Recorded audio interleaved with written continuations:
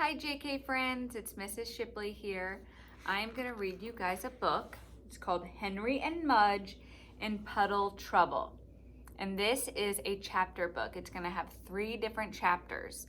So it's going to be a little bit longer than the stories we normally read, but I am going to break it down by chapter so you guys don't have to listen to it all at one time, and you'll be able to go back and stop and start whenever you guys want. So let's get started with the adventures of Henry and Mudge. Henry and Mudge in Puddle Trouble. Story by Cynthia Ryland. Pictures by Susie Stevenson.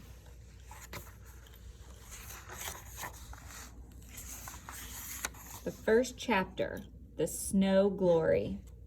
When the snow melted and spring came, Henry and his big dog Mudge stayed outside all the time. Henry had missed riding his bike. Mudge had missed chewing on sticks. They were glad it was warmer. One day, when Henry and Mudge were in the yard, Henry saw something blue on the ground. He got closer to it. "Mudge," he called, "it's a flower." Mudge slowly walked over and sniffed the blue flower. Then he sneezed all over Henry. "Aw, Mudge," Henry said. Later, Henry's mother told him that the flower was called a snow glory. "Can I pick it?" Henry asked. "Oh no," said his mother, "let it grow." So Henry didn't pick it. Every day he saw the snow glory in the yard, blue and looking so pretty. He knew he shouldn't pick it. He was trying not to pick it, but he thought how nice it would look in a jar. He thought how nice to bring it inside. He thought how nice it would be to own that snow glory. Every day he stood with Mudge and looked at that flower. Mudge would stick his nose into the grass all around the snow glory, but he never looked at it the way Henry did.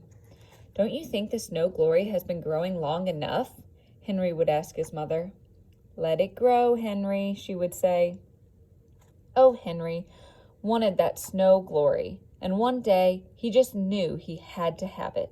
So he took Mudge by the collar and he stood beside the snow glory. "I'm going to pick it," Henry whispered to Mudge. "I've let it grow a long time." Henry bent his head and he said in Mudge's ear, "Now I need it." And Mudge wagged his tail, licked Henry's face, then put his big mouth right over that snow glory, and he ate it. "No, Mudge," Henry said. But too late, there was a blue flower in Mudge's belly. "I said need it, not eat it," shouted Henry. He was so mad because Mudge took his flower. It was Henry's flower and Mudge took it. And Henry almost said, "Bad dog," but he stopped. He looked at Mudge, who looked back at him with soft brown eyes and a flower in his belly. Henry knew it wasn't his snow glory. He knew it wasn't anybody's snow glory, just a thing to let grow. And if someone ate it, it was just a thing to let go. Henry stopped feeling mad. He put his arms around Mudge's big head. "Next time, Mudge," he said, "try to listen better." Mudge wagged his tail and licked his lips. One blue petal fell from his mouth into Henry's hand. Henry smiled, put it in his pocket, and they went inside. Puddle Trouble. In April, it rained day after day after day after day.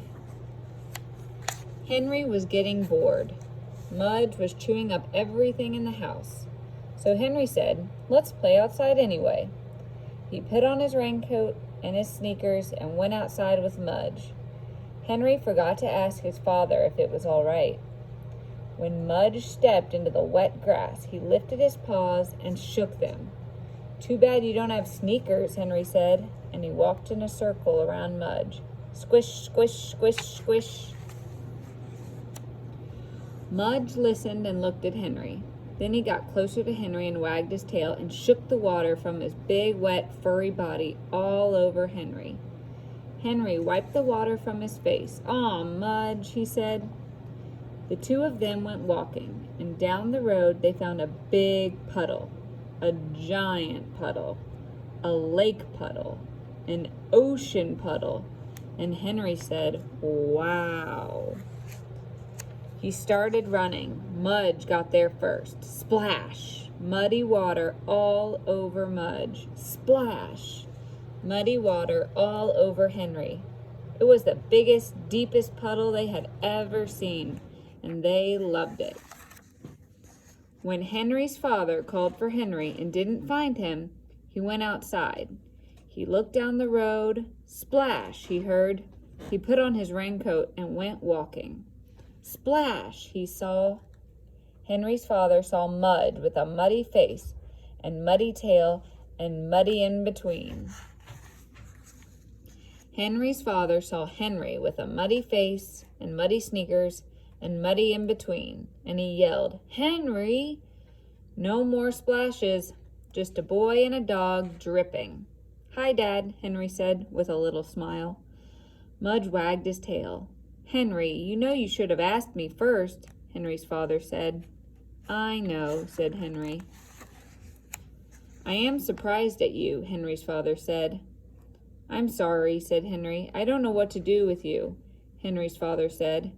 Henry looked sad. Then Mudge wagged his tail, licked Henry's hand, and shook the water from his big, wet, furry body all over Henry and Henry's father. "Mudge!" Henry yelled.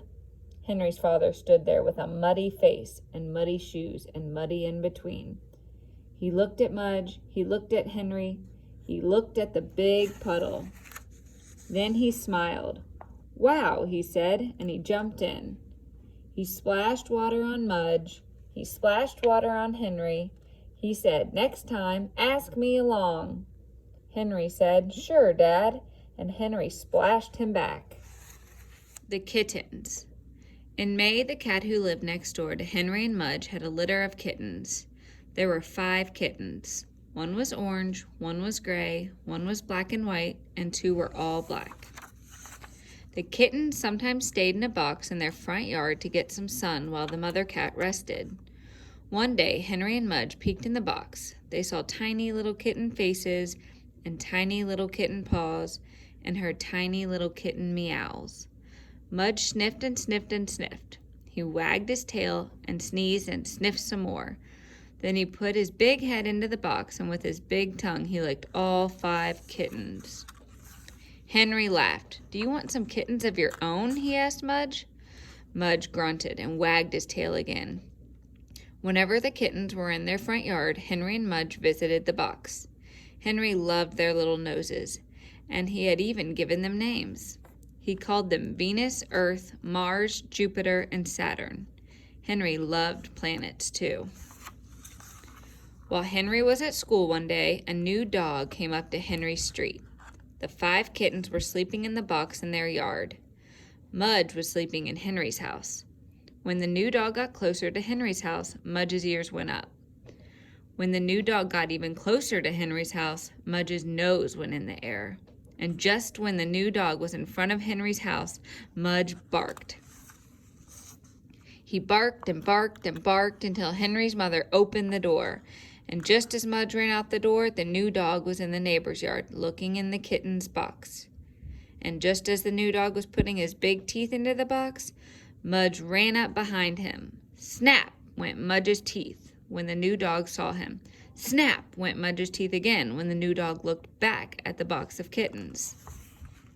Mudge growled. He looked into the eyes of the new dog.